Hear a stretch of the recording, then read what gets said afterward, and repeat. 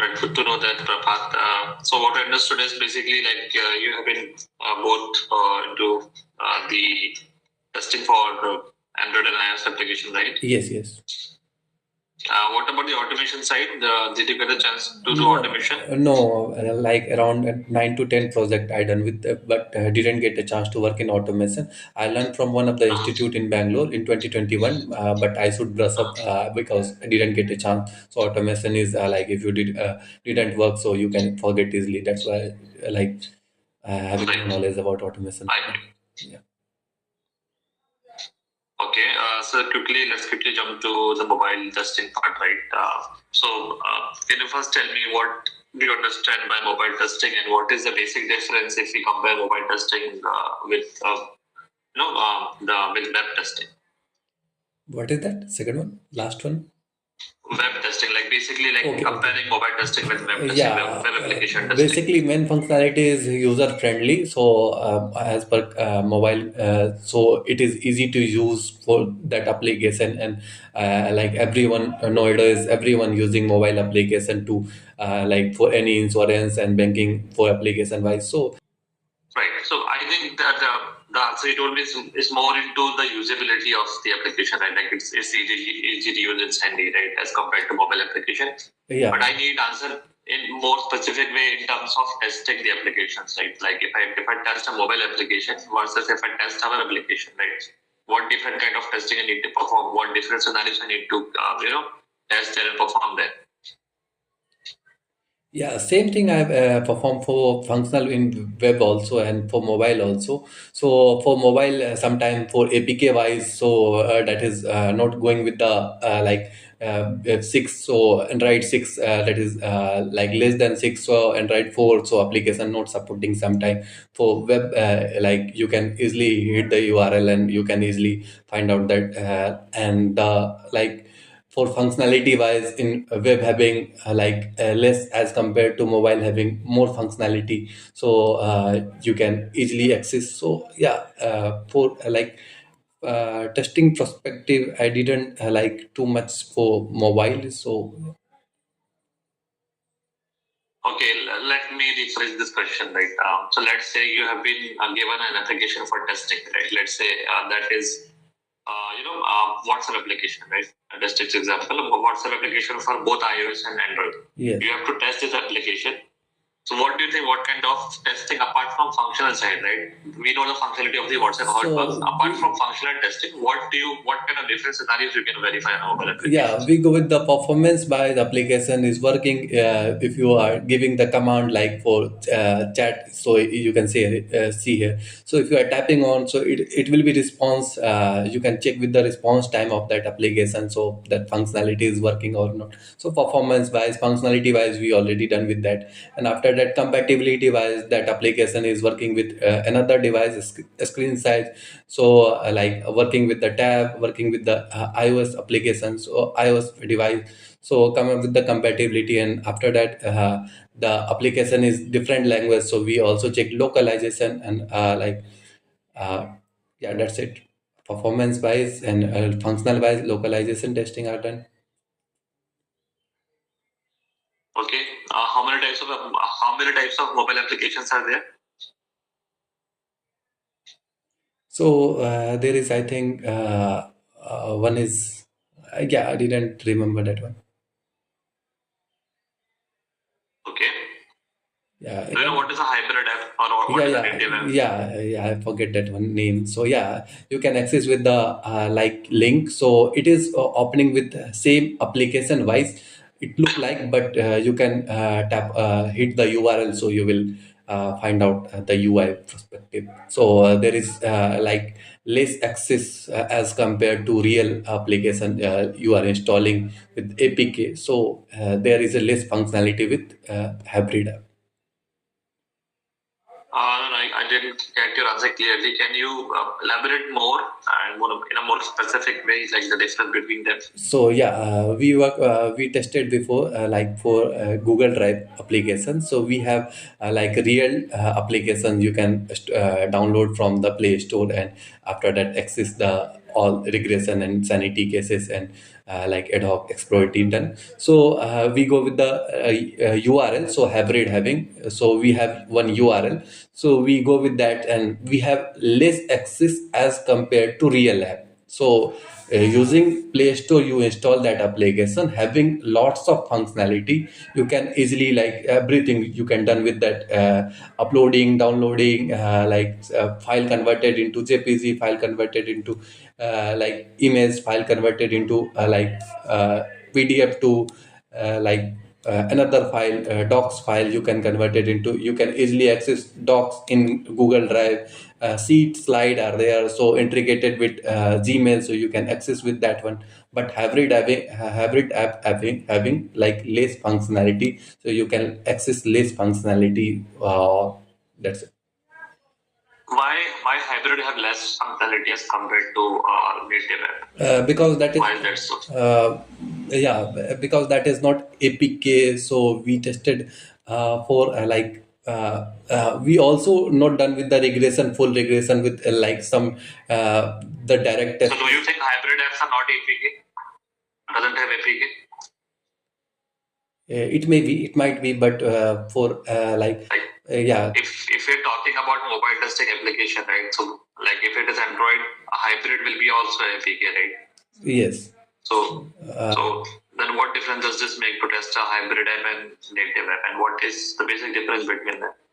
You're saying like you told me, right, that hybrid will have less functionality, but why? because it will be going for like a release after like execution, done with that execution, so it will be going main functionality to release that one.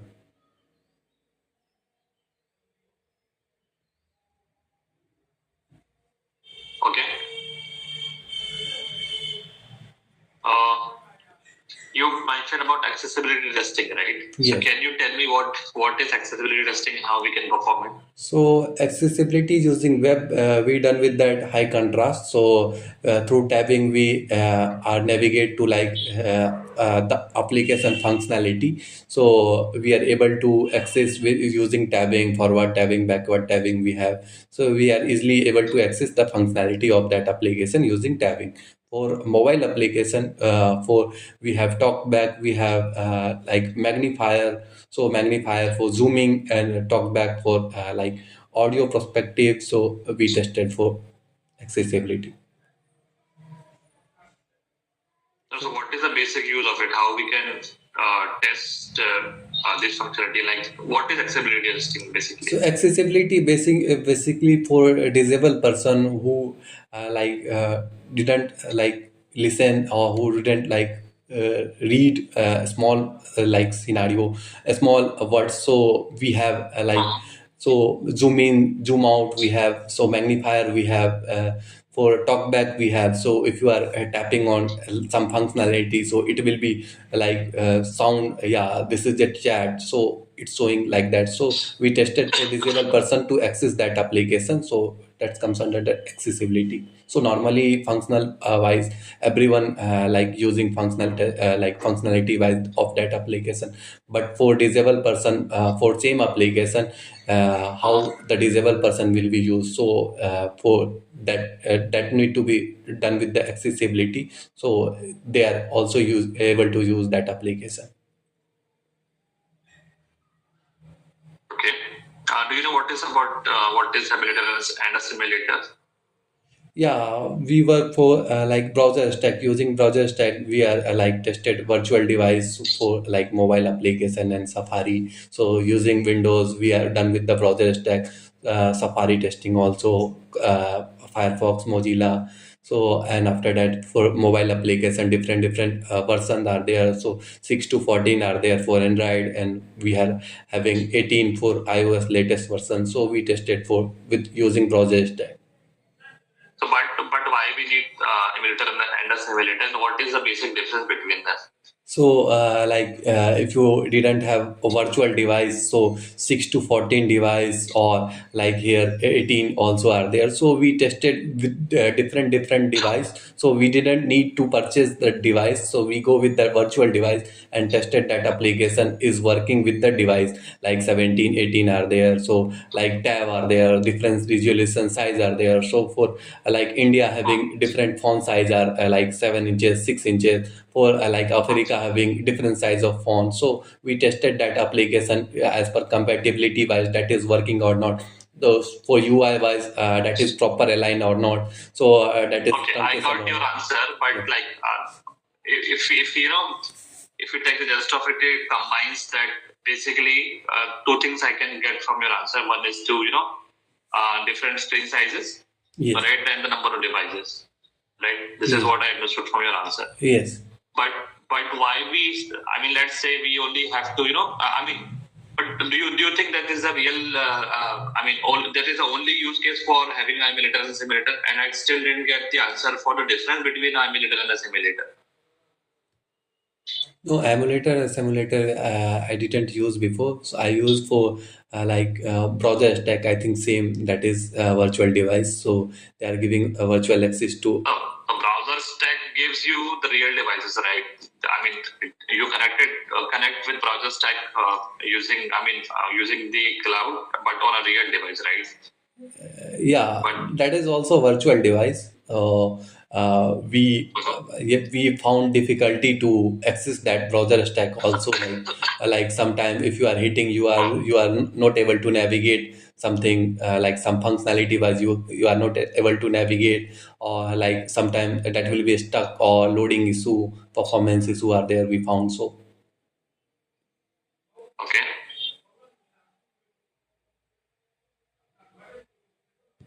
what do you understand by A/B testing? what is A/B testing, A/B. alpha beta testing? So alpha testing, so that comes under like we tested that application, and after that we are giving we have some team we have, so they are doing real transaction of that application. So it comes under alpha testing, and after that beta testing, so we release that application. So client having like some beta testing, so they are giving access to yeah. Sorry, Prakash, your voice is breaking. Hello. Yeah, am I audible? Your voice was breaking for me. Yes, you're audible now. Can you repeat your last answer? It was, I think I lost you in between. Can you repeat Yeah, your answer, so please? alpha testing comes under we tested done with the SIT, and after that a client having team, or we are having team to done with the real transaction of that application for some duration of time. So that comes under alpha testing. So they are testing the functionality for certain duration of time to find out, yeah, the application is fulfill the client requirement, or there is a real transaction done with that. So they are tested that, and after that they are good to go. So they are giving the release. So in production, so having beta testing, so client giving the access, like you can see WhatsApp having like beta version, so join beta program in Play Store. So if you are joined with the beta Okay. program, so they are giving access to install that So application and I use actually that. asked, sorry for interrupting you, Prabhat. My question was A/B testing, right? So you sure A/B testing and alpha beta testing are same? Yeah, I think A/B testing, alpha, beta are there. I didn't another one. What is? A/B testing, or basically which is called as A/B testing, like which is very common in and if you're testing a mobile application. I think. Okay, no worries. We can go ahead with some other questions. Yeah.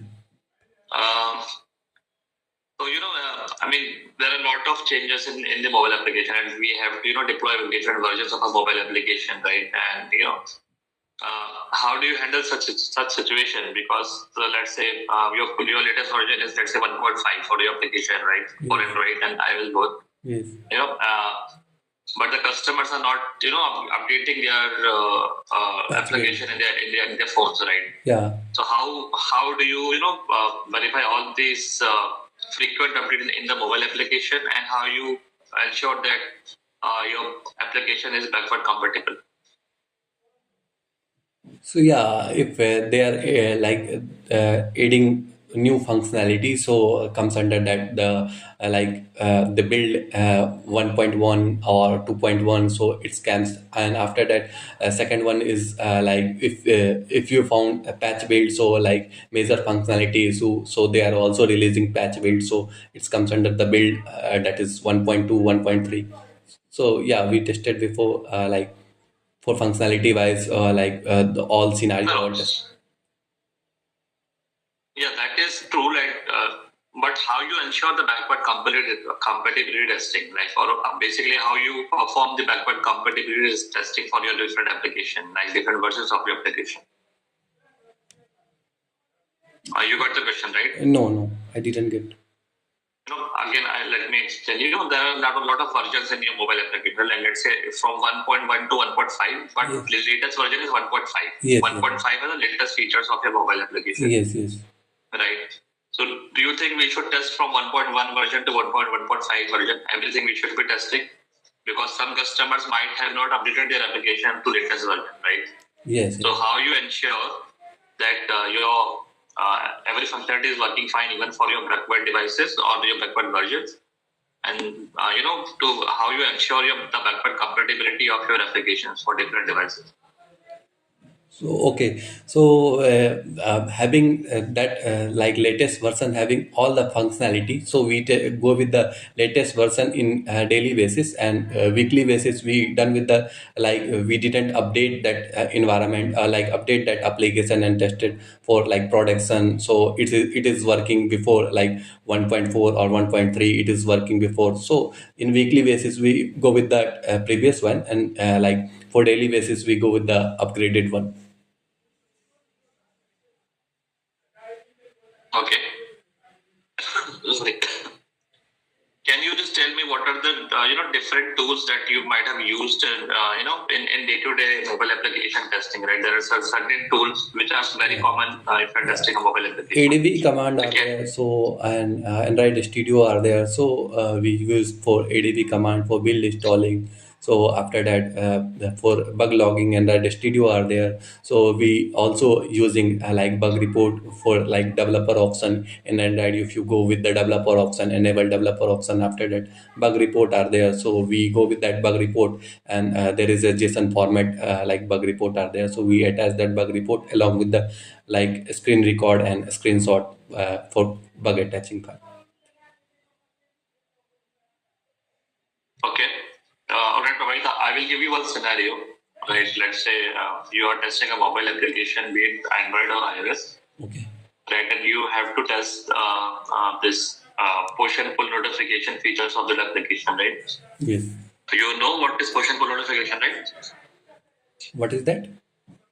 So you understand what is push and pull notification? Yeah, push and pull notification. Yeah, I know. Okay, so you have to test this push and pull notification part of this application, and this application is both in iOS and Android, right? So can you just tell me five positive cases and five negative cases if I need to test these scenarios on a mobile application? Okay, so positive, if you upload something, so it will be notifying, comes notification, yeah, the file is successfully uploaded. So it should be if you are uploading multiple files, so it should be showing proper like 8 file uploaded you at the same time. So you uploaded 8 files, so it should be showing like 6 file installed, 6 file uploaded with the name, and after that 2 more are there. So after that, if you are going with the maximize, so it's showing, yeah, 8 file name are there. So that comes under the test cases. So verify that it is uploaded successfully, it's showing the notification, yeah, successfully uploaded this file or with the file name. If it is PDF, so it's showing Sorry, PDF. Prabha, sorry to interrupt you again. So you are specifically talking might be of your scenarios, right? I'm not talking about the functional feature of there can be different type of notification, right?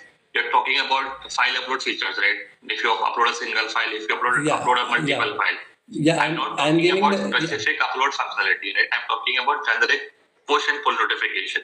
What different scenarios you can think, if you're testing a push and pull notification features. I don't need the answer for a specific scenario, right? You're telling me about a upload feature of applications. Yes. I'm right. You receive notification in a mobile application, right? Let's say you receive a WhatsApp notification in your mobile application, right? Yes. So So how we can test such kind of scenario? so after tapping, it will be redirect to that chat only. So like verify that after tapping, that will be redirect to that chat only. And after ignoring scroll, so it will be ignored or it will be didn't show the pop up. So that's comes under that one, second one. And third one, like for multiple notification, in different application notification cams. So what will be happen? So verify that one. So if multiple notification cam, it is still there or it is removed. So after going with the application, didn't go with the notification, go with the application and read that chat. So that message. So it should be uh, gone in notification pop-up. So we also verify that one. Yeah, we are able to reply through notification also. Okay, can you tell me some negative scenarios for this?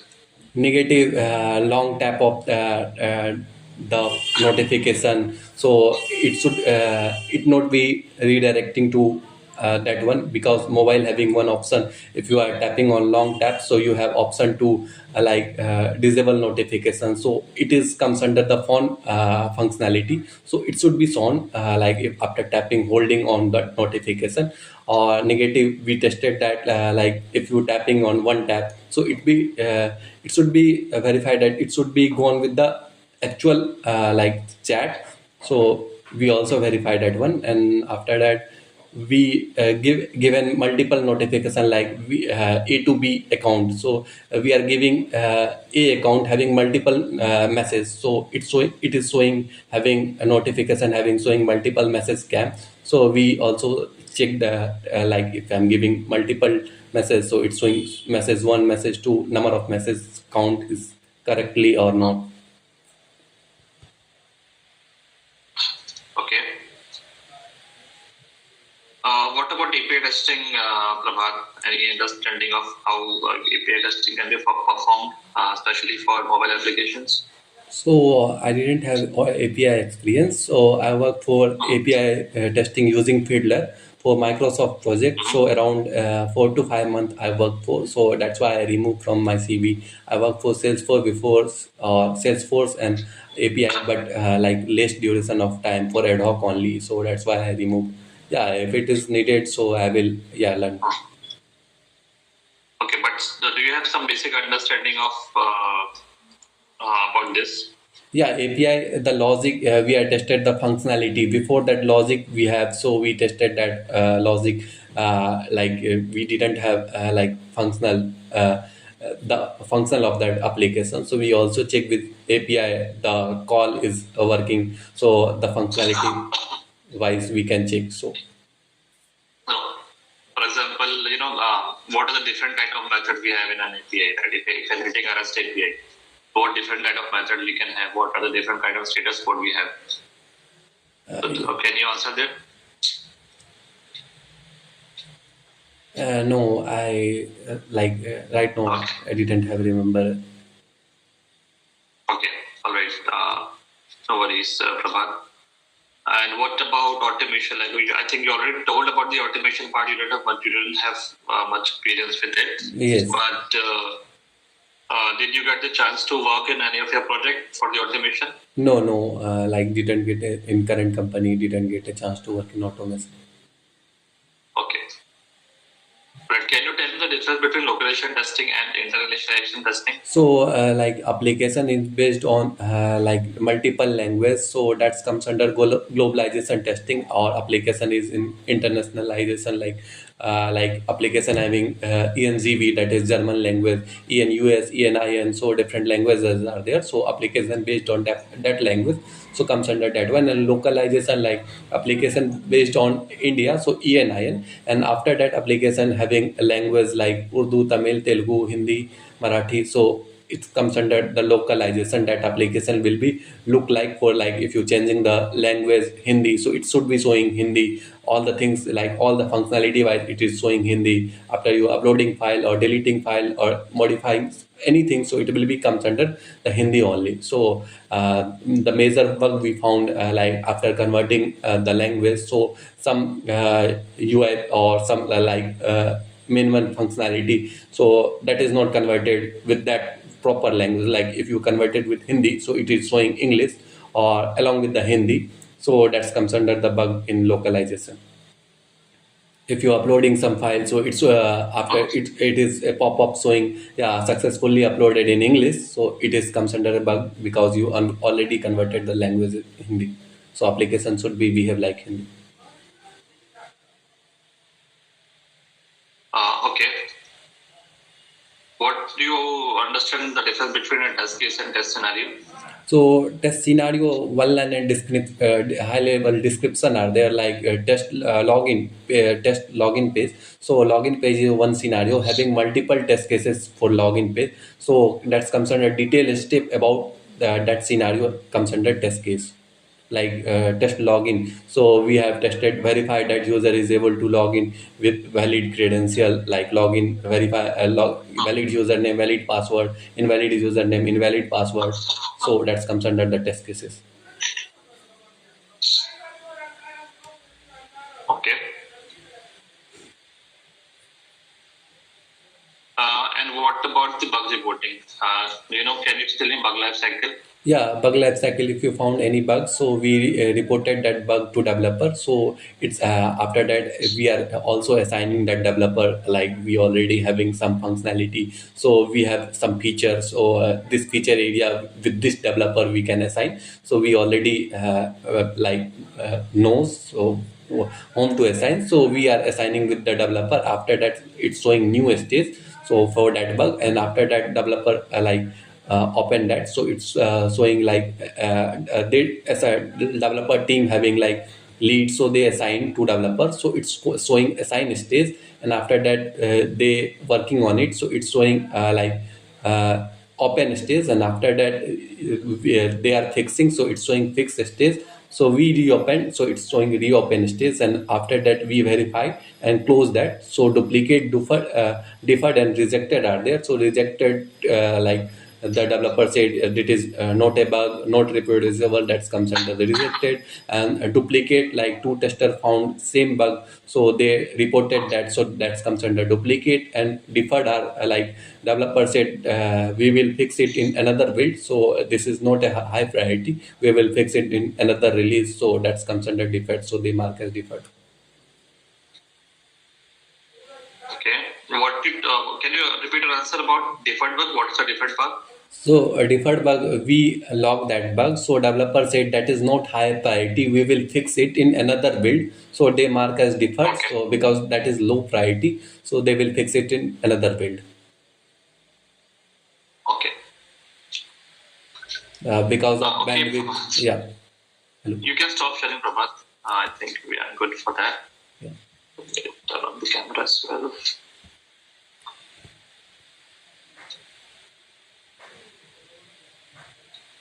Okay, I think we can talk about Scrum as well. So, what you understand between a product backlog and a sprint backlog? So product backlog, we have 100 functionality. So 100 functionality comes under product backlog. So we are working with the 10 functionality, that is priority basis. So that comes under sprint backlog.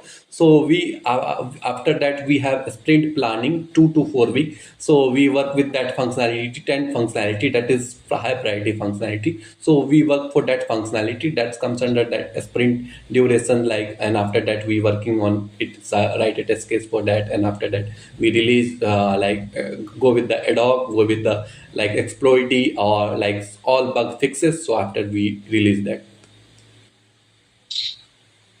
Okay, and what is user story point? User story, I think product backlog having user story, like all user story are there, like 100 number of user story. So you are going with the testing with that 10 user story. So comes under sprint backlog, after that sprint planning. No, no, I'm talking about user story points. So what do you understand by user story point? Like what is the use of it? Yeah, user story point of view, like client said, I want the SDFC application, like look like SDFC application for banking purpose. So I want same application that will be behave like this one. User is able to do net banking, UPI, in all the things in one application. So they are giving the story, user story point of view. So they are after that we are go with that. Like project manager or product owner, so they are going with that, yeah, we are able to do, or we are able to like giving the satisfaction, like that is You are sure that is correct answer? Story points. what. You're sure that is story point? Whatever answer you're giving is correct. Yeah. What is the use of story point in Scrum? Yeah, user story, like for functionality wise they are giving the stories of I'm not talking about user story. I'm talking about story points. so story point, yeah, I already before told, like they look, they want one application having perform like a SDFC. So they are giving a story point of view, like they are giving the requirement. So after that, they are converting into, yeah, we are able to give the like that will be happening, that will be executable. So we like product owner will be go with that, and like, yeah, we are able to give that, or we are able to Okay. test that. So comes under that. Okay. How do you estimate a story? Let's say you have been given 10 story for testing within a sprint. So how you can estimate like how much effort you will need for the to complete this story within the sprint? Any idea about estimations? Yeah, test estimation, like lead also involved in test estimation. So they are telling about, yeah, we have like 3 week to complete that functionality, that sprint. So we are also involving like for like bandwidth wise. So we have two bandwidth. So it will be like a stretch to 2 to 3 weeks. So we go with that, and after that we have environment set up to done with that. Okay. Uh, so, Prabhat, will you be comfortable if I ask you to write down some code, or we can skip this part if you're not comfortable? Code. Yeah, code in any language, Java, Python, whichever you're comfortable. No, yeah, I already told, like, Okay. I should brush up. All right, not an issue, Prabhat. Then I think I'm done from my end, Prabhat.